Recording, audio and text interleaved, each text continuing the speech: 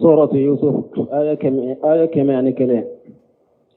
أعوذ بالله من الشيطان الرجيم. رب قد آتيتني من الملك وعلمتني من تأويل الأحاديث فاطر السماوات والأرض أنت وليي في الدنيا والآخرة توفني مسلما وألحقني بالصالحين. بسم الله الرحمن الرحيم، والصلاة والسلام على نبينا محمد وعلى آله وأصحابه وسلم تسليما كثيرا. سبحانك لا علم لنا إلا ما علمتنا إنك أنت العليم الحكيم. أستغفر الله الذي لا إله إلا هو الحي القيوم وأتوب إليه. اللهم انفعنا بما علمتنا وعلمنا ما ينفعنا وزدنا علما. بيا بسوية هجرية باكلة أني كمناني أني بيناني أني سبا شهر شوال نيني هجرة سانكالو تانا بسويني وتاني ولون فلاناي ميلادي نصارو كجاتي با فلاني مغاني فلا سانكالو دورونا بسويني وتاني سيغناي أمبي داودا بوغو مسجد الرزاق وأمبو كنو. أعوذ بالله من الشيطان الرجيم. ربي قد آتيتني من الملك وعلمتني من تأويل الأحاديث إلى آخر الآية. هذا الدعاء من يوسف الصديق دعا به ربه نيني دعوية yusufu cinya tigi na ya tigi ala wele tuma mi ala ya kan nema timme yusufu kana bange baga fula ana balimaw ku fara ɲɔgɔn ka ala ye fonnan shira ke fana kan nabi ɲumaya ko dama ani mara tuma mi ala yo ke yusufu ye ala deli ntigi ala ye ni nema kenne ye cogo min ka nin bangebaga fula ani balimaw kan fara ɲɔgɔn ka nabuɲumaya k'o di ne ma ka marali di ne ma o ala yo kenye cogo min de n b'a ɲini i fɛ ala i k'i fatu silamiya fana kan. abe komi yusufu ya ɲini ala fɛ ala ye diɲɛ nema k'a ye cogo min k'a ɲini ala fɛ a ka lagara fana ni nema a ka duma ka fɔ lagara a ka lagara fana kɛ a ye. a ko rabbintigi ala qad ataytani min almuluk ala i ye mara di ne yusufu ma wallamtani min tawil alahadis i yilla duniya sogo kɔrɔ la sogo lakale ka sogo kɔrɔ fɔ i yilla duniya o la fatira samawati wal ard e ala de ye sankaba wolonfula da ka sɔrɔ mu ka misaliya ta yɔrɔ la ka dumakolo wolonfula da ka sɔrɔ mu ka misali ta yɔrɔ la anta waliyu fi dunya wal akhirah e ala de ne ka bisiɲɔgɔn ye diɲɛ kɔnɔ e ala de ne ka bisiɲɔgɔn ye lagara tawaffani muslima ala i ye diɲɛ nɛɛma kɛɲɛ cogo min dɛ o cogo kelen na i ka ne yusufu faga n'i bɛ n faga wagati min n'i bɛ fatu wagati min a ka sɔrɔ n ye silama ye walhiqni bisalihin i k'i lase ka mɔgɔ ɲumanw fana ma arijanna. yusufu ye nin duwawu fɛ a bɛ komi bunkasiri ko yusufu ka duwawu min filɛ nin ye cogoya fila dɔ la kɛlɛ. cogoya fila fɔlɔ yusufu ma fatuli a ma ɲini ala fɛ ko ala k'ale faga dɛ laban ko ɲumanw yusufu y'o de ɲini ala fɛ maana n'i bɛ n fatu wagati min n ka fatu silamiya kan ikilla fatu silamiyaka ikilla se ikam mo nyuma ma arjanna kono abe ko yusufu ya nyine ala fe labon ko nyuma ala ko di alema akato silamiyaka kaduma silamiyaka fo fatule yusufu yode nyine ala fe ako kuma fulana beseka ke tuma min jiyan nemo dafara yusufu ka aya nyine ala fe ala kale fatu aya nyine ala fe ala kale fatu akata fara nyugo mun fana ka arjanna kono abe ko mi cide sallallahu alaihi wasallam anana bukhari ni muslimu kono amba shetu ka hadisa tuma mi cide sayanna na cide mabe saya shikara kono cide nya bolon koni ta sanfete allahumma fi rafiqil a'la ala ika jonyuma munumbe arjanna sanfelala ikanne ni latayne cide ni mboto a bolon koni tumbe sanfete allahumma fi rafiqil a'la fo ni mbora donc ko be se ka ke yusufu fana aya nyine ala fe ala ka fatu o yoronin kelena silamay kallase mo nyuma togo ya fulo an ko aya nyine saya ko nyuma ni saya bena ka soro togo nyuma na togo ya fulana yusufu ya nyine ala fe akala fatu ne bunkashir ko ni aya in koro keran ninye ni haramu yara cide nya kam manton balin ni na mo kana fatulu nganya mo kana ala deli ala ikin faga na ya soro yusufu ka duwawu tumami ala ka nemo timmina ka aya nyine ala fe ala ka le faga silamaye kala se mo nyuma mari janna na ya soro aya ala deli ala ka faga de an ka sariya kono silamiya sariya yo bali fonni fitina bino fe ka dinala ni ote ko jinya balo dobi ka doro ube ewa jinya ka fitina dobi ka ay ka ala deli ala ki faga cide nya an bali ola me tafsir kala chama be minka yusufu ma nyini ko ala ka fakade saya ko nyuma laban ko nyuma yusufu yode nyini ala fe ni fatulu binamma wakati min akan soro silamaye ikilla se ikam mo nyuma fanama arjanna la nyini yode me minye ka sayannata anana anas ibn malik ka hadisa la ciden ko لا يتمنين أحدكم الموت لدور نجل به شيدن قد دولا كلن كنا سيانا تده ko tora dobi ka tora do jiginika ikana sayanna tade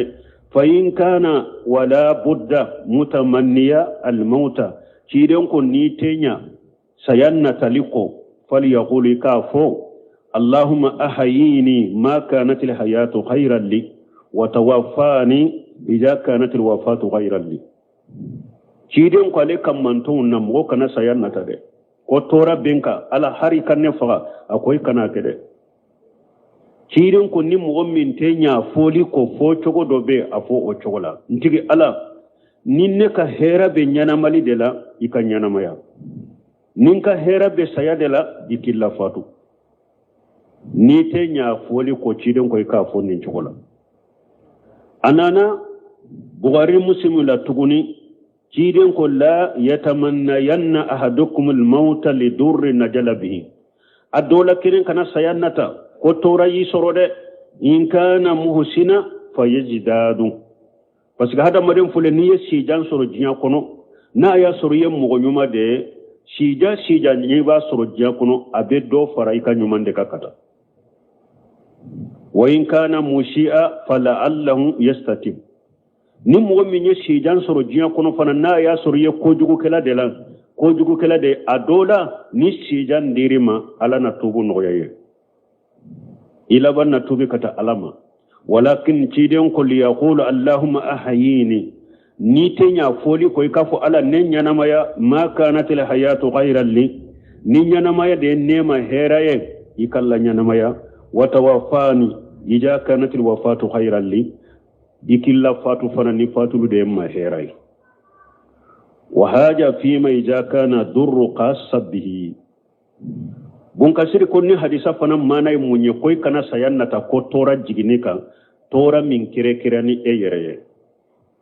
jinya tora min nabi yire kunde ka kana sayannata de hari ni be sayannata ciden koy ka fo cogoma fo cogodela wa ma ija kana fitnata fi dini fayazuju suwalul maut min fitna bi hada maden kay ka dina dela adagara ika sayanyine alafi ay ko fulay mbonyo na de tora min bi yere kun ka jinya tora la ciden koy kana sayannata o kama ni tenya sayannata liko o kama ika fontigi ala ne ka ñanamalin jiya kono nin ka hera bodela ikin la ñanamaya nin ka hera be saya de la nfaga ni ñede ni jiya kode da tora bika me ni tora bika ika dina de la isirana nka dina de kana ciya ibolo nka dina de kana ciya fitina min binka nka dina kode la mbe sira nka dina kana bombolo adagara ika ñine ala fa ki faga كما قال الله تعالى إخبارا عن شهرتي ود لا يموني كم ألا يافني تقومي دبلك لو كبار الفرعون كدبلك لهم لما أرادهم فرعون عن دينهم وتهددهم بالقتل تمام فرعون على نيني ويلي من يمين كان موسى كوسا كبوك الدين لا أنا أيال نيني كوفا قالوا كو ربنا أفرغ علينا صبرا وتوفنا مسلمين وكنت على يكسبلي بو أنكا يكنفغا سلامي تمام فرعون كدبل كلا فتنة يسر كدين لا ويا ني الله كري على كسبلي بولو كلا كوفغا سلامي وقالت مريم فنكو لما جاء المغاد تمام تيننا مريم ما وهو تلق إلى جج النقلات تمام التين أنا مريم فنما تمر جوجلا دو كرفه يا ليتني مت قبل هذا وكنت نسيا منسيا تمام مريم فنس فتنة كنا سورة الدين لا ni aleni den nana kam goma fate demina o kana ke fitna kalela jaraba ka dinala a akonti ala har itun kanne faga harin tun kasa mugo kanyinan ko لما علمت من أن الناس يغجفونها بالفاحشة تمام يا دون كو أكم مغو بنا اللغوشي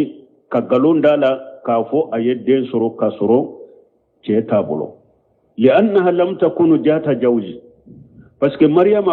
يسرو جيتابولو عليه يكونو سرو كدين سرو أسيرنا أوكنا كاما فيتا كدينا كونو ودي أتوانا آية كنو يا مريم لغد جيت سيا فريا تمام يعني دينا أنا كم غوما كم مريم أني فيم بيل باننا نيجي يا أخت هارون ما كان أبوك امرأ سوء وكو هارون بالما مسو فاتونتي مغو جوجو تيجي وما كانت أمك بقية إبا فنتونتي جنيا كلاي تمام تقول يعني ديننا نفاتالا فجعل الله لها من ذلك لحال فرجا ومخرجا من أيرو لا يبودا دي مريم ما وانتغى سبيا في المهدي دنيرني من يربا بولو أكا دنيرني فينو كونو من يساي ودي كمانا بأنه عبد الله ورسوله موسى كوكو عليه عيسى كو عليه علاكا جون دي ko alai alaka ciden de fakana ayatan ajimatan wa muajjijatan bahira au isa ta kerata mansheye ani muajjija bele bay alaka tanuni ana ka kisibe isa ka wa fi hadisi muaz anana muajjib fanaka hadisala wa ija aradita bi qaumi fitnata ciden ya fu hadisa kuna kuntigi ala ni fitnal lanyini ni mugawiye فأخبدني إليك خيرا مفتوني ألاك إكنم من كثير ما كسر فتنة لنته وأن محمود باللبيد مرفوعا أن النبي صلى الله عليه وسلم قال ألاك تشيدون كسر نما بك إسنتان يكرههما ابن آدم تشيدون كفل به هذا مدين بوكو يكره الموت والموت خير للمؤمن من الفتن ciden ko fula be hada maden bu ko hada maden fule abe saya ko saya fana de hera ma mu'miniye kateme fitina ka mumini ika sa ika dina ka o kausa ika fitina ka bo ika dina ka saya yima heraye kateme fitina ika dina la wa yakrahu qillat al mali kiden ko hada madembin na folo dogoya fana ko wa qillatul mali aqallu lil hisab hada madem fana nikan na folo dogoyara wode be ke sababu ka kolosili be dogoya la gara ko fula be hada maden tufe mo ko fula hada maden mahera de hada maden te sayafe me mumini ika sa ika dina ka akausa ika fitina ka dina la saya kausa fitina fulanna mumini e wa hada maden be na folo dogoya hada maden boko me na filo dogoya li bolo o de fana be ka kolosili dogoya la gara fa inda hululil fitani fi dini bunkashiri ko tuma min ni fitina jigina hada maden kai ka dinala ya judu suwal al maut adagara ika ala delala kifa ni fitina de jigini kai ka dinala adagara ika ala deli sayala wa fil hadith anana hadisa kono inna rajula la yamurru bil khaburi kiden ko cedo bena jinyal laba ko hada made ibette me khaburu doka ay fi jamani dajjal bunkasir ko dajjali wakati fa yaqul ni hada made dajjali jigna wakati min ni hada made fitina min be dugu kolo ka hada made kai ka dinala kiden ko ni nana kaburu tigila ba ka kaburu kono fa yaqulu ya laitani makanaka iban tade har e kaburu tigi min fule dugu jokoro ni bi ka kaburu kono har ne ka ti iye ne fana ke kaburu kono ka ke dugu jokoro fitina min be dugu kolo ka ciden yo fo sallallahu alaihi wasallam ako wakati bena mumini ni temena kaburu tigula ibi ikulun kuno kaburu inkade ko hali ne ka kenin kaburu tige nimbe dugu jukoro ninta sanfe fitina min be dugu kolo sanfe o wakati ciden ko wakati bena donc no o wakati nana hada madenka ala deli ala ki fagai ka dinani kallimani yaka o dagariye kateme fitina min be ka jiyan kono me cide nya hadisa munun natilla nyine munyen ni yorola ni bunkasire franfansia di cide nya hadisa munun nati ko mogo kana sayannata ni tora do jigineka o ye jinya tora min kere ni yere kunye kana sayannata o kama de me ni fitina min jigine kay ka dina ko de la abe daga ye ka ala deli ikasa ikallimani yaka ikana fitina ka dina la lima yara min al fitani wa jalajil wal balabil jiyan laba ciden ko ni na kaburu laybe ala dele ala kanneke nin kaburu tigiye mana inyabe fitna min na dugu koloka ani nyabe yere min na dugu koloka ani nyabe balaw min na dugu koloka wal umur al hailati allati hiya fitnatu likulli maftun ani ko ba munun be dugu koloka wakati munun ye fitina dunke kelentele donc ambe ala dele ala kanalla fitina an ka dina la donc la nyine munye yusufu aye anyine ala fede ala ye jiyan nema ke ala ye chogomi ni nema ka duma ka ni ala ba fatu fana aka la fatu silamiya ka aka lashe mugonyuma uma arjanna ذلك من أنباء الغيب نوحيه إليك وما كنت لديهم إذ أجمعوا أمرهم وهم يمكرون ذلك ala ko cide ma yusufu na kabbalmo ka kibariya min fulanne min amba ila ghaibi nuhihi ilayka nununye ko dogolen ka kibariya wude ninne ala yu wahu kana ima itunte nunundo yuqarriru ta'ala li muhammad sallallahu alaihi wasallam ala ba sabati cide nya kisini nema baka lamma qassa li naba ikhwata yusufa tumami ala yusufu kabbalimau ayuka kibariya kala cidenka wa kayfa rafahu Allahu alaihim ani ala yusufu korota kabbalimau ka chogomi wajala lahu al-akhibatan wan-nasra wal-mulka wal-hukma ani ala ye laban ko nyumanke yusufu ye chogomi ani ka deme ani ka maradama ani ka kiri dama ma aradu bihim min su wal halaki wal indam ka faraka yusufu ka bari ma ya Allah nyini u ka ko jugu de lashe yusufu ma ani ka halaki ani ka bojiya kono yusufu ka balimaw yo de ɲini mais ala ye yusufu bɔ o bɛɛ la ka kɔrɔta dama a ka balimaw kan ka labanko ɲuman dama ka dɛmɛ ka mara dama ka kiiri dɔɔni dama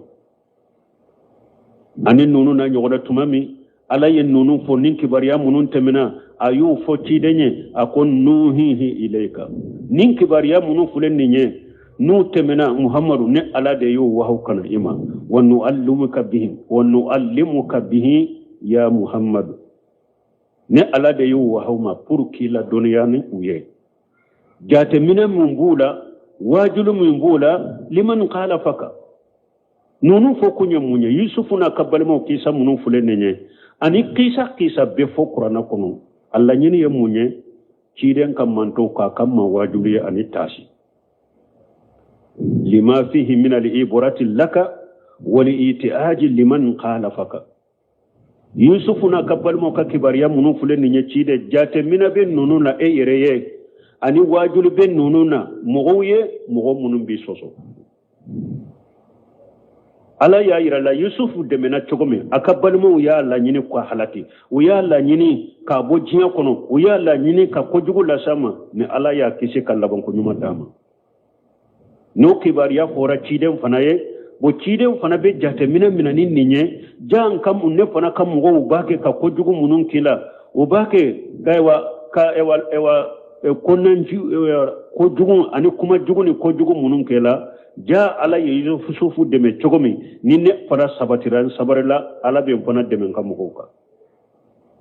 a bɛ kɛ ma wajuli ye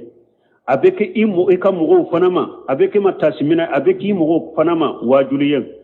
yusufu ka mɔgɔw u ye kojugu laɲini ni yusufu ye cogo min n'a ma se ka fɛn ɲa ala y'a kɔrɔtɔ u kan ka dɛmɛ u kan ayiwa n'an fana ko an bɛ muhamadu kɔ an b'a juguya an bɛ kojugu k'a la ala bɛ se ka kɔrɔta an fana kan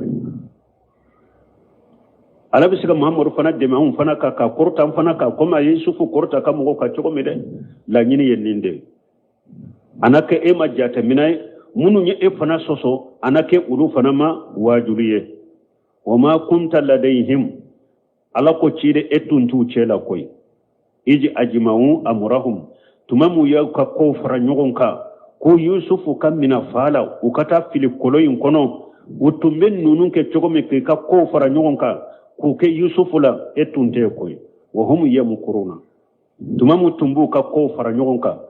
k'u ka dabaliw kɛ k'u ka janfaw kɛ yusufu la u tun b'o kɛ wagati min ciden e tun tɛ ye dɛ a ma k'i ɲana i tun tɛ ne ala de nana a bɛ lakala i ye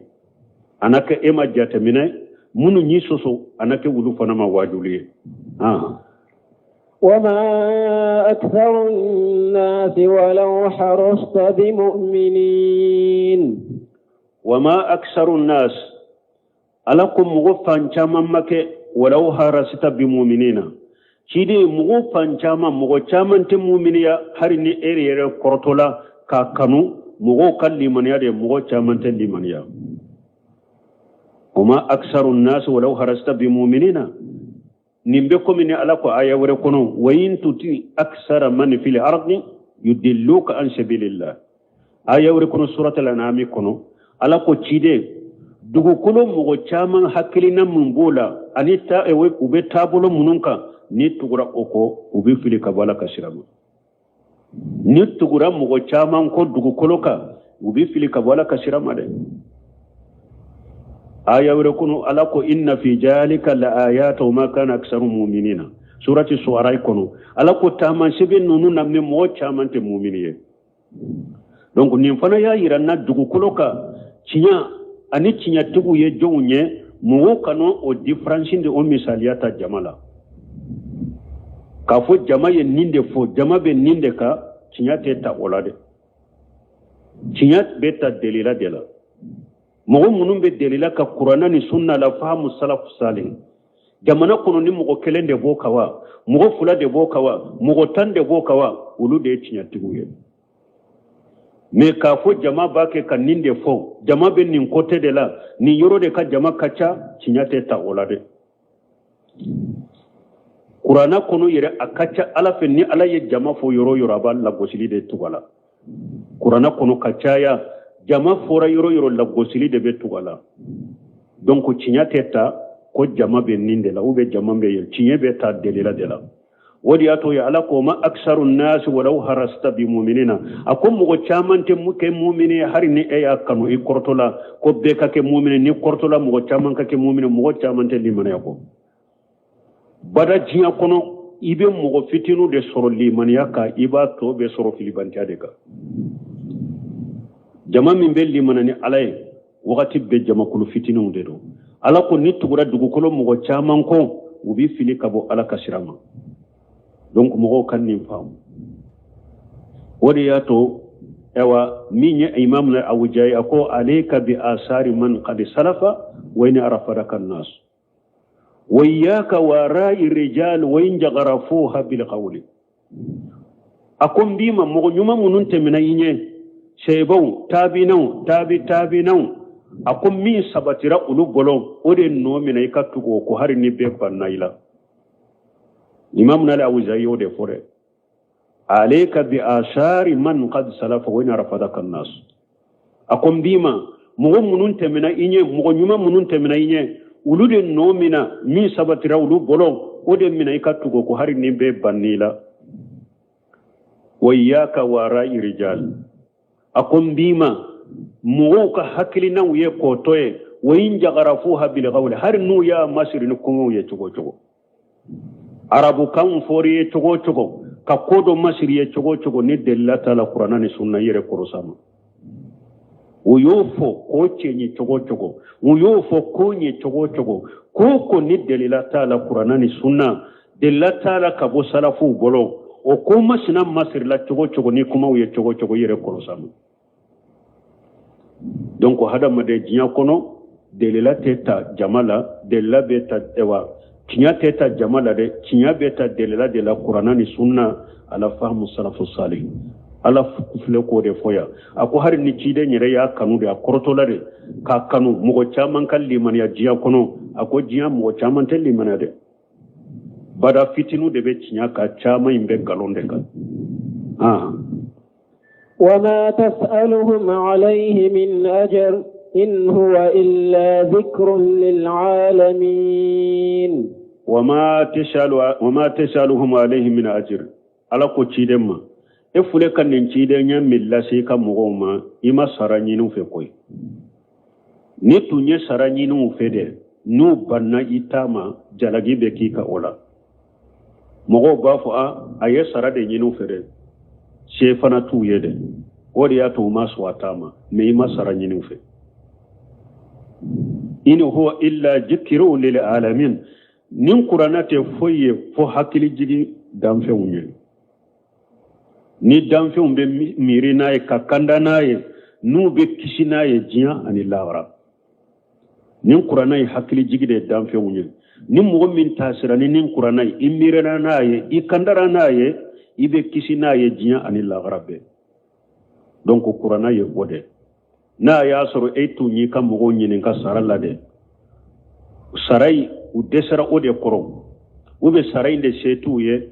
jalagi be kika wala bafa aye sarade nyinu fere u desara sarai de koro ube sarai de greyanuma me eyi ka ci de nyalla simuma ima sarai nyinu fe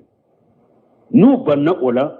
ala ye mimbira e kayya ke ulude banni minke uka kunkono ka junubu boko ka koroshili be ala bolo wama ala rasul illa al balagul mubin foite ciden kan ni la selite min bangalendo eyi kan la selike ka jeya ka bangu ye ima dogo sike uma saranyini ufe donc ye banni minke o bani kolokolo be sage katu yere de ma fente e ka koy nin qur'ana te foye foka damfen hakili jigi ka damfen hakili jigi alala ni mugo mi mirira na yi tasira na yi kandara na yi abeke sabo ki kisi jin ani lahara وكأي من آية في السماوات والأرض يمرون عليها وهم عنها معرضون وكأي من آيات في السماوات والأرض ala ko tamanse ala ka tamanse kacha tankaba wolon fulala ala ka tamanse kacha duma koloron fulala yamuruna alaiha ni kafiru be temoka wa hum anha muwariduna nubu ko dama uballendu oma wute wajuna wute tasina alakata manse kacha sankaba wolon fulala alakata manse kacha dugma koloron fulala ni kafiru be temala wute jate minala na yere wute miri na yere ubu ko dama ku ba makata o kacha manala ya yirade kafiri dugu koloka ala yetta manse munum bila sankalam ala yetta manse munum bila dugma koloka uma kositala wute tasina wute miri na wute wajuna fana وما يؤمن أكثرهم بالله إلا وهم مشركون تمام على يا كافر ما كوتتا منسلا نيسان كباولون فلا دوغما كولولون فلا باجي منومبي اوا دوغو كولوكا باجي اوا جيكولو منومبي نيغون غوشي غوشي اني ايرو منومبي دوغو كولو ينكا نيمبي على كتا منسede me kafir ma kotala ate mirinai ate tasinai وكفي علقو وما يؤمن أكثرهم بالله إلا وهم مشركون أكو تشاما ملي منني على أبدا فوق اللي من يمكنه مشرك يا بالا وما يؤمن أكثرهم بالله ويمون التوحيد الربوبية وتشاما ملي منني على أبدا توحيد الربوبية لا إلا وهم مشركون فمشركون توحيد الألوهية لا وكن آية قريموني doni ke baga chaman ko on niye kafiru nyininka man khalaqa samawati wa man khalaqa al-arda ni ko jonye sanka bawlon fulada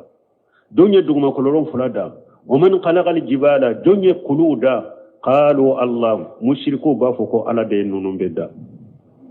wa hum mushrikuna bihi mu benin fo me ba soro yebato fe moro fana bato ku faralaka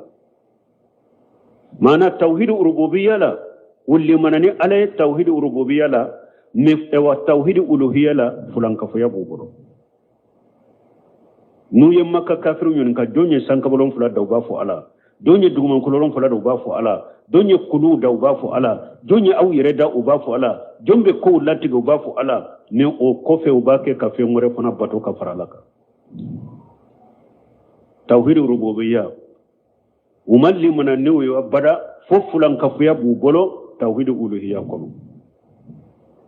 ودي قصو أبي حديثة سهلين كنو مكا كافر نوبي عليكابا منو منو وكان لبايكا چوغو يجمعي لبايكا وبافو على أني لامنا لا شريك لك جنيغون تئلا إلا شريك فو جنيغن كله هو لك وجنيغو يري على دي تاي تملكه وما ملكا إدي بومرا علي تيمرا مكة كافر كل لبيك فوتشغل فلانين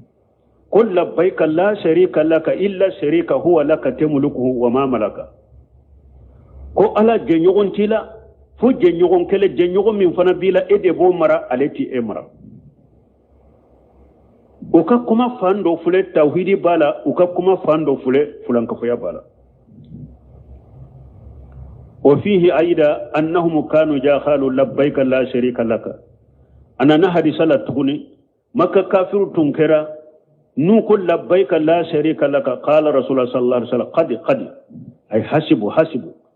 مكة كافر تنكرا نقول لبيك لا شريك لك شيدم بافو وسرا آياتو تاكنا فيهم فراكا نيبو من كلام بافو إلا شريكا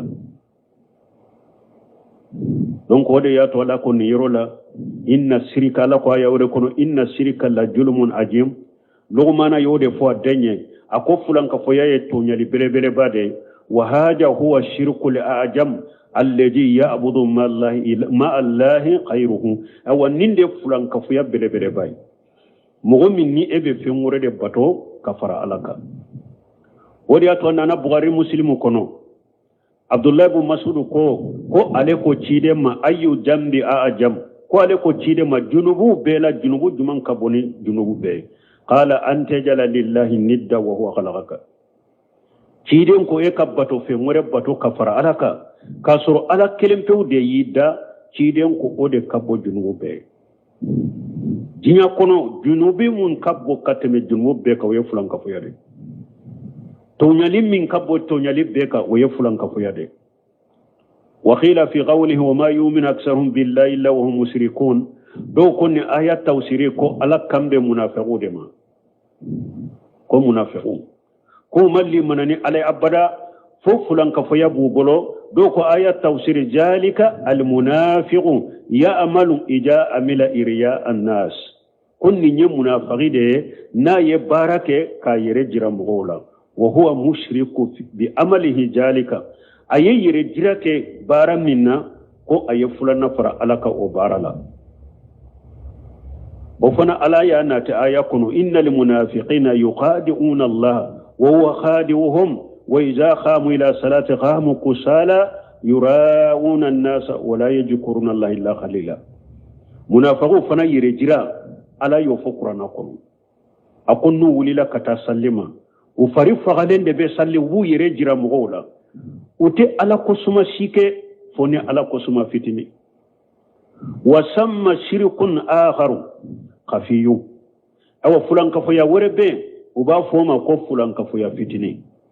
لا يشعر به غالبا فاعله أكتا أتجيبه فلان كفيا كي تبوا كلامه ويا فلان كفيا سوق جمعة ككليلي كني فين ورمين تعالى كيدن كمان حلف بغير الله فقد أشرك كيدن كني مغمغ كلني فين ورمين تعالى كوي فلان فرع لك وأن أبي هريرة رضي الله عنه قال رسول الله صلى الله عليه وسلم قال الله أنا أغنى الشركاء عن الشرك أبو هريرة ko ciden fana ko ala kote hadisi lukudusi ya kono ko je nyogon naw farala nyogon kan na bese ka kari ka bo nyogon na ko ale ala bese ka kari ka bo je nyogon ka teme beka man amila amala asraka fihi ma'i ghairi tarakituhu wa shirkuhu ala ko hadisul qudsiya kono ni mugo ni ye bara doke iye fengore fara ne ala ka o bara la o anika bara ne ala ba betoy hadisa wure na ciden ko inna aqwafa ma aqafu alaykum ashirku li ashqar ciden kon kam mantom be sirani minye fulanka fu ya fitini qalu ma shirku li ashqar ya rasulullah ukola ka cide fulanka fu ya fitini jumaye qala iriyaw ciden ko yere jira yaqulu allah ta'ala yawm al-qiyamati يوم القيامة على بافو مسمين كروتا لندو إجاجا الناس بأعمالهم قيامة دوني علي هذا مدون سروا كبارك تولا أبافو يرجر بغوية اجهبوا إلى الذين كنتم تراؤون في الدنيا أو على بافو يرجر بغو قيامة كنكا أيتا مغوفي أو تنبا يرجر مغموننا جيكونو أيتا وفي فانظروا هل تزيدون عندهم جزاء اكل لجيالا بسرا صروفيوا aka sarate ne bolo ya de aw tumba yire jira munu na jiya kono ayeta ulu fa kata ka saranyini ala ben nim fo yire jira tu ya qiyamado woriya to balmo abubakar siddiq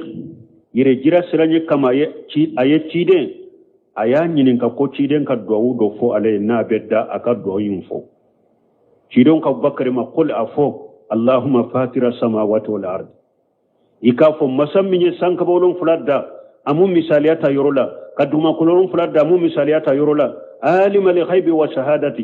ko dogole min dogole be damfew na masami bodo min be damfew nyekro masami bodo rabba kulli shay fembe tigi ala wa malikuhu ani fembe marabaga ashhadu an la ilaha illa anta be sere bato fensite min ka bato tinyai ni ala kelempe wute a'udhu bika min sharri nafsi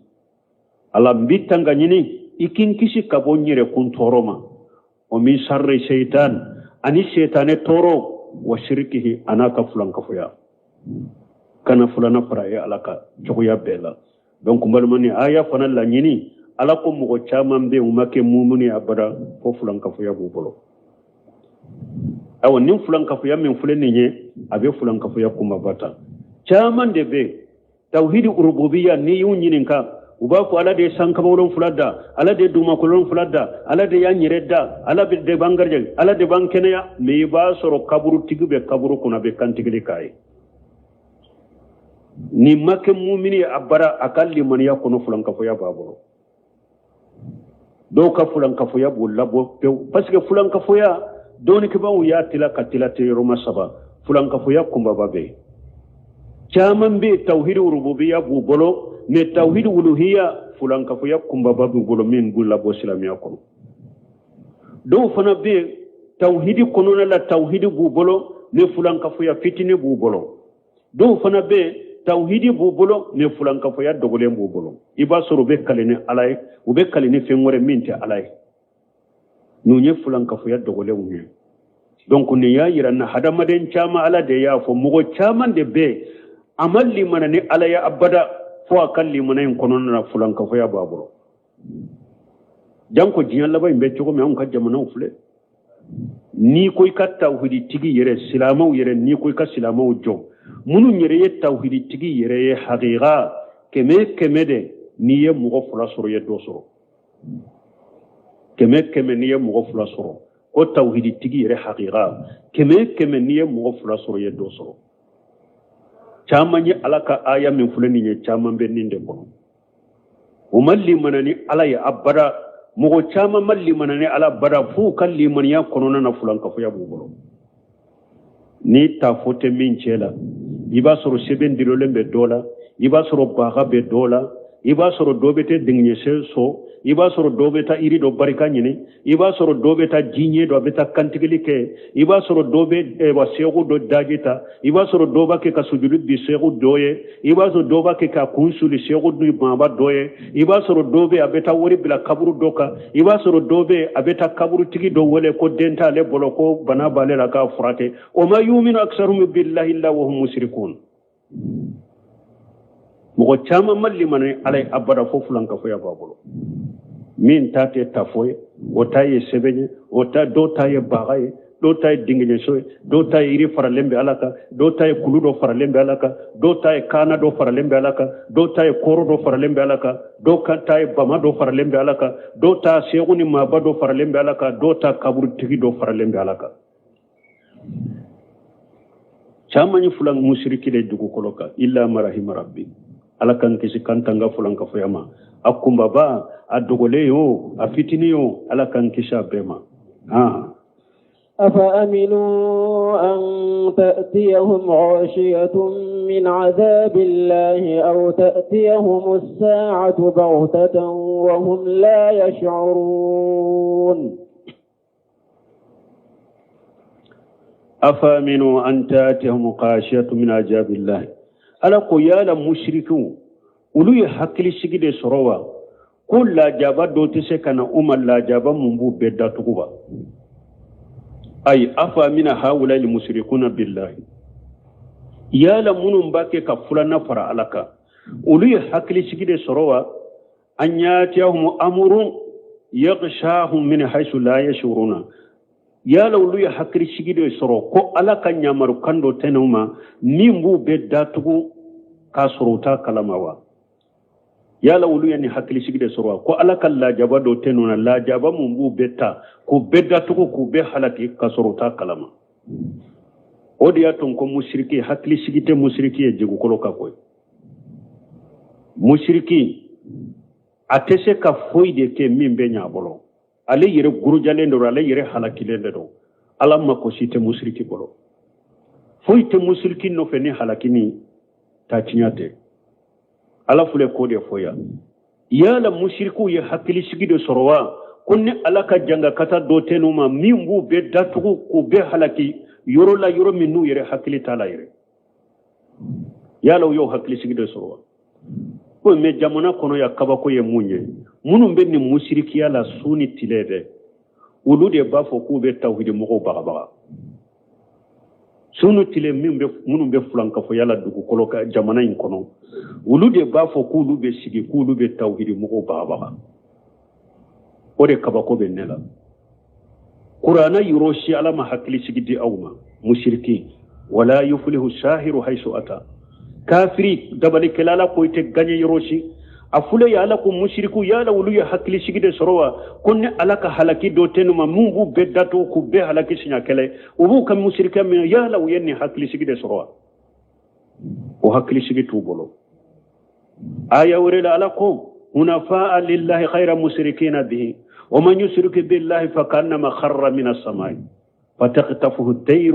او تهوي به ريح من مكان شهير aya wore kono ala ko ni mugo ni fulana fara ala ka tanga borika abe ko ni mugo min tumbe sanfe ibina duguma kono tawara ki porti ube finya yita kati fili yoroja ala yin fo mushrika kibaran wa sanulqi fi qulubi alladhina kafaru ru'ba bima ashraku billahi ma lam yunzilu bihi sultan aw aya wore kuna la ko mushriki bara hakli sigitay ala ko sanulqi fi qulubi alladhina kafaru ru'ba ala ko ne ala be jatigeni joro mbo fili kafiru dusukun kono munu ye fulan nafara ala ka fulan ka fo yamini delam tubolo ala hakli sigite mushriki ye jiyan kono koy ala yere de yofo sanulqi fi qulubi alladhina kafaru ru'ba bima ashraku billah ma lam yunzilu bihi sultan ala ko mushriki kafiri ale ala be jatigeni korona fili de bila dusukun kono akaburu batula na kaburu jara munun be jamana kono jatige mun bola ko na fili munun bola ube sigi ka kuma munun fote foi kan ningelate mais sinon nimba fe katige de mogota do ko na fili mun bola jamana kono ya ate mo shika ube siga ka kuma munun fote foi la jagele ya ningelate afana te nyaw bolo ate nyaw tawhidi tigu ka jodoro hakili sigi be tawhidi tigi doronde ala ka tanga be tawhidi tigi ka jiyan kono ala ka tanga be ka kaburula ala ka tanga be ka qiyama me mushriki wa alla bilalen do jiyan kono alla bilalen do ka kaburu kono alla bilalen do qiyama ala de yofo qur'ana falende do wala ala ma fu inna allaha yudafi anil ladina amanu ninye ala ka ay suratul hajj kono ala ko mugo kera mu'mini nyumande ne ala yere de be defa ala de be nyoni ka bo mu'minu ka koy mugo ni kera tawhidi tigi dafale kera mu'mini dafale nye kana sira foye nyode fo awye muhammad ibn abdul wahhab yode fo kasifu subhati kono ako ja akhbalita ila allah fala takhafu wala tahzan akuni kuni yinye shi alama doro ko ala kelemtu yinye shi alama kana sira kana doro al ammiyu min al muwahhidina يغلب ألفا من علماء المشركين أكوكم فيو توحيدو تيغو كاكم فين كلا توحيدي تيغو وكاكم فين كلا أكو بس مشركو كدوني كبغا بابا كلا دلا الأمي من الموحدين يغلب ألفا من علماء المشركين كسب سبحات tawhidi tigu ka kunfin kele abese mushriku ka doni ke bagangana bakele dela abese wula aw besira munna jamuna ko tangate be mushriki ka fulan kafo fion fara alaka delilate minye tangate be eka afule ya alako mushriko aw ya hakili shigide sorowa konne alaka janga katatina aw ma kawbe halakiwa abe fulan kafo ya munya aw yo hakili shigide sorone alafiya أفامن الذين مكروا سيئات نكو آية ويركون لكم يا لمغو يا حكي سيدي سرمون يكو جوكو كوا أن يغشف الله بهم الأرض ألكم مغو مكو جوكو كلا جيان إيوا جيان كنو إبه جنوبولا إبه فلان كفيالا إبه بيديالا ألكو يالا إيه حكي سيدي سرقوني ألا تسيقى دوكولو جيجني يوا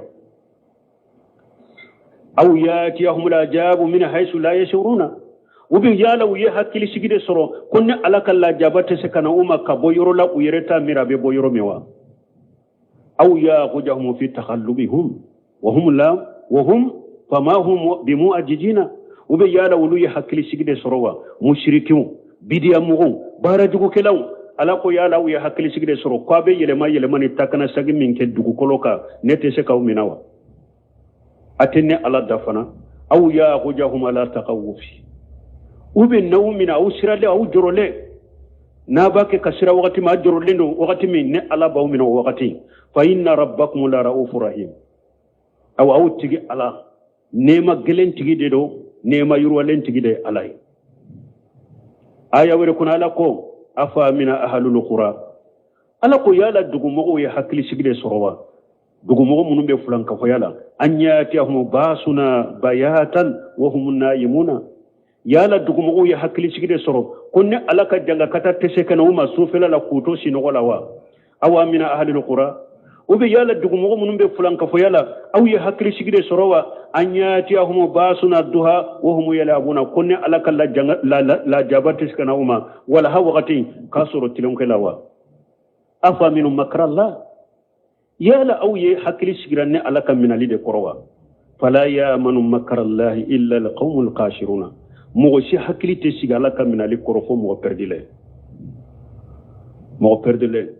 awa mbali mo fulan ka foya mushriki hakili sigite mushriki jiya kono de me mu'mini yuro chama qur'ana kono ala ko mu'mini hakili sigilendo walau anna ahlal qura amanu wattaqaw la fatahna عليهم بركات من السماء والأرض وغتي على بمؤمن تنودي ني هذا ما دون تول لمناني علي جمانو كونو دوغو كونو امبي دون كفا منيني دوغو كولو بركات تومبي دايلا ني سانكبا بركات تومبي دايلا ني لمنيا تنصرولا لمنيا ني فويت كلانيا دي لمنيا جو ني توحيد بي بولو لمنيا بي بولو يتسرا فويني على كلمه بوتي مي مشركي تو دي بيتا سيغي كو اي بي توحيد تيغي باغا musiriki to iddu sukun fale siranya iddu sukun fale jorona ite foila suni tile galontige kada alala galontige kada chidena ka fen far alaka delati bolo minna ka kaburu tigi far alaka ka shego far alaka ka maba far alaka israelen to koro jerlen to koro munun ko ambe ala kelim pewde bato ambe kumani alaka qur'ana de ambe kumani sunnay ebe se ka wulude bagaba ema sira ema joro munun ko ala kelim pew ka bato wulude be sira wulude be joro min na be kuma ala kote na be kuma ewa ciden kote na be kuma sebo kote o de be sira e ka kuma te foye to e ka kuma te foye shehu e ka kuma te foye maba e ka kuma te foye tabulo korotigu e ka kuma te foye kolositigu e ka kuma te foye amma wulude kelaw nunu ye kuma wireya e ma sira e ma joro min ba fo ala min ba fo cide min ba fo sebo kote o de be sira o de be joro mi ambe ala delide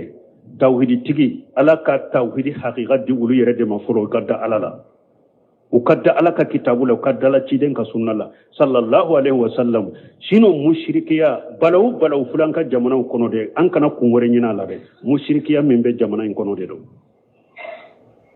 balaw fulanka jamana kono kunwore tala de mushrikiya munun fule an ka jamana kono de bidiya munun fule an ka jamana kono de o don balaw do ka fitina de be jamana ka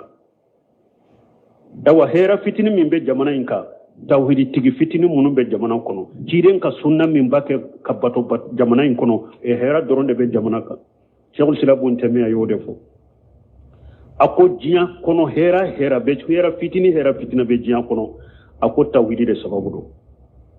ala kelempe bato ciden ka sunna batoli ako hera fitini de fule jiya kono mi ako balaw be jiya kono fitina be jiya kono sanji dese be jiya kono ka jugu lasu ku bila silamawla ako fengo be jiya kono na nyogonaw ako foite ni ciden sosolite ani mogo be fengore minke ka nyogo ngore kata ala tana bato minare shaykhul islam bun teme ko de balaw fule jiya kono ala kan kisi kantanga inshallah wakati sera aya soro an sera aya min yerela farampansia bola donc ni ala ye dresure iranna dresu be tawola ambe ala deli jamana yi ala ka sumak ala ka hera dama munum be jamana marala ala ka annu deme ala ka nu sabati mais ala ka tawhidi sira yirula nu be tawhidi sabati jamana yi kono ka fulan ka fo yagge ala ka sunna sira yirula nu be ciden ka sunna sabati nin jamana kono ka bidiya kele ka bon nin jamana kono ni ala yo hakili duma wakati jamana in kono ko fanga duma ubena fanga soro nin jamana ina jiya fantanani be balla kale nu jora no woye ka tawhidi defa ka fulan ka fo yakele ka bidiya sunna defa ka bidiya kele ni fama ni ala ya hakili dama ka jafari dama jamana kono na jora na ye jinya fantanani bebo o fama togo me ala fe ala be deme min dama ala be baraka min dama mais ala ma fama de nati folo ko bila dusukun kona dusukun kase ko mina mais ni fama dusukun nyomina ka tawhidi de defani jamana kono ka sabati ka fulan ka fu yakele ka boni jamana kono ka ciren ka sunna sabati nin jamana kono la famu salaf sali ka bidia kele ka boni jamana kono ni ala ya hakilina di fama ma ka fanga dama ka jafarnya dama na jora naye ka sabataka jinya fanta nani be ba togome ala ko fama nati subhanakallahumma rabbana bihamdika ashhadu an la ilaha illa anta astaghfiruka wa atubu ilayk. سورة يوسف آية كمان كده. أعوذ بالله من الشيطان الرجيم. رب قد آتيتني من الملك وعلمتني من تأويل الأحاديث فاطر السماوات والأرض أنت وليي في الدنيا والآخرة توفني مسلما وألحقني بالصالحين. بسم الله الرحمن الرحيم والصلاة والسلام على نبينا محمد وعلى آله وأصحابه وسلم تسليما كثيرا. سبحانك لا علم لنا إلا ما علمتنا إنك أنت العليم الحكيم. أستغفر الله الذي لا إله إلا هو الحي القيوم وأتوب إليه. اللهم انفعنا بما علمتنا وعلمنا ما ينفعنا وزدنا علما. biya rabasuye hijriya bakele ani kemenani ani binani ani saba shaharu shawwal ninye hijira sankalo tanna bisunye watani wolon fulanai miladi nasarau kajate ba fulani mugani fula sankalo duruna bisunye watani seginai ambe dawda bugu masjid razaq wa ambo kono. a'udhu billahi minash shaitanir rajim. rabbi qad ataytani min al-mulk wa 'allamtani min ta'wil al-ahadith ila akhir al-aya.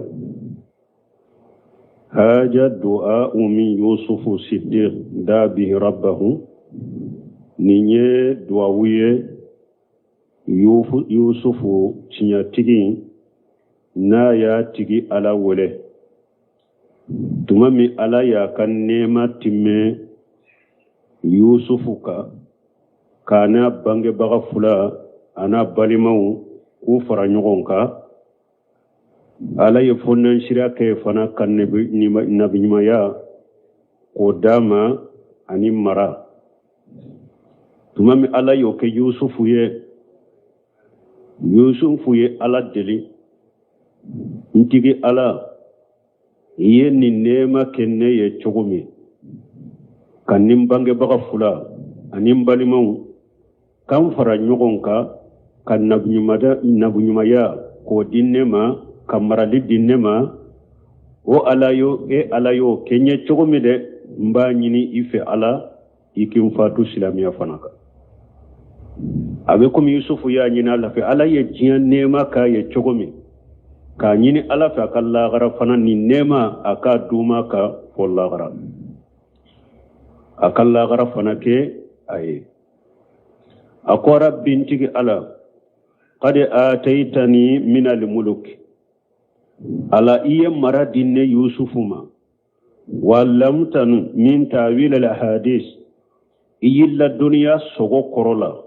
sogo lakale ka sogo korofo illa dunya wala fatira samawati wal ard e ala de ye sankaba wolon fula da ka sorumu ka misaliyata yorola ka duma kololon fula da ka sorumu ka misalita yorola anta waliyyu fi dunya wal akhirah e ala de ne ka bisinyogo jinya kono e ala de ne ka bisinyogo lagara tawaffani muslima ala iye dinya nema kenye cogo mi de o ke cogo kelen na ikanne yusufu faga ni ben faga wakati min ni ben fatu wakati min akasoro nye silamaye wal hiqni bi salihin ikilla shayka mo nyuma fanama arjanna yusufu yenin dawfi abe komi bon kasiri ko yusufu ka duwawu min fulani nye togo ya fula dola kele togo ya fula folo yusufu mafatuli ama nyine ala fe ko ala kale fagade sa ko laban ko nyuma yusufu yode nyini ala fe mana ni be mfatu wakati mi nka fatu silamiyaka ikilla fatu silamiyaka ikilla se ikam mo nyuma ma arjanna kono abe ko mi yusufu ya nyini ala fe laban ko nyuma ala ko di alema akato silamiyaka kaduma silamiyaka fo fatule yusufu yode nyini ala fe ako kuma fulana beseka ke tuma min jiyan nemo dafara yusufu ka aya nyini ala fe ala kale fatu aya nyini ala fe ala kale fatu akata fara nyugo mun fanaka arjanna kono abe ko mi cide sallallahu alaihi wasallam anana bukhari ni muslimu kono amba shetu ka hadisa tuma mi cide sayanna na cide mabe saya sikara kono cide nya bolon koni ta sanfete allahumma fi rafiqil a'la ala ika jonyuma munumbe arjanna sanfelala ikanne ni latayne cide ni mboto a bolon koni tumbe sanfete allahumma fi rafiqil a'la fo ni mbora donc ko be se ka ke yusufu fana aya nyini ala fe ala ka fatu o yoronin kelena silamay kallase mo nyuma togo ya fulo an ko aya nyini saya ko nyuma ni saya bena ka soro togo nyuma na togo ya fulana yusufu ya nyini ala fe aka la fatu ne bunkasir ko ni aya in koro keran ninye ni haramu yara cide nya kam manton balin ni na mo kana fatulu nganya mo kana ala deli ala ikin faga na ya soro yusufu ka duwawu tumami ala ka nemo timmina ka aya nyini ala fe ala ka le faga silamaye kallase mo nyuma mari janna na ya soro aya ala deli ala ka faga de an ka sariya kono silamiya sariya yo bali foni fitina bino fe ka dinala ni ote ko jinya balo dobi ka dro ube e wa jinya ka fitina dobi ka ay ka ala deli ala ki faga cide nya an bali ola me tafsir kala chama be minka yusufu ma nyini ko ala ka fakade saya ko nyuma laban ko nyuma yusufu yode nyini ala fe ni fatulu binamma wakati min akan soro silamaye ikilla se ikam mo nyuma fanama arjanna la nyini yode me minye ka sayannata anana anas ibn malik ka hadisa la ciden ko لا يتمنين أحدكم الموت لدور النجل به شيدن قد دولا كلن كنا سيانا تده كتورا دوبي كتورا دو جغنيكا إكنا سيانا تده فإن كان ولا بد متمنيا الموت شيدن كن نيتينيا سيانا تلقو فليقول كافو اللهم أحييني ما كانت الحياة خيرا لي وتوفاني إذا كانت الوفاة خيرا لي ciden ko le kam manton nam wo kana sayan nata de ko tora benka ala hari kanne faga akoy kana kede ciden ko ni mo min tenya foli ko fo chogo do be afo o chogola ntigi ala ninne ka hera be nyana mali de la ikanyana maya ninka hera be saya de la ikilla fatu ni tenya foli ko ciden ko ka fo nin chogola anana bukhari muslim la tuguni ciden ko la yatamannayanna ahadukum al-maut li durri najala bihi adola kirin kana sayannata ko tora yi sorode in kana muhsina fayajdadu parce que hada maden fule ni si jan soro jinya kono na ya soro yem mo nyuma de sija ni ba soro jinya kono abe do farai ka nyuma de kakata wa in kana mushi'a fala allahu yastatib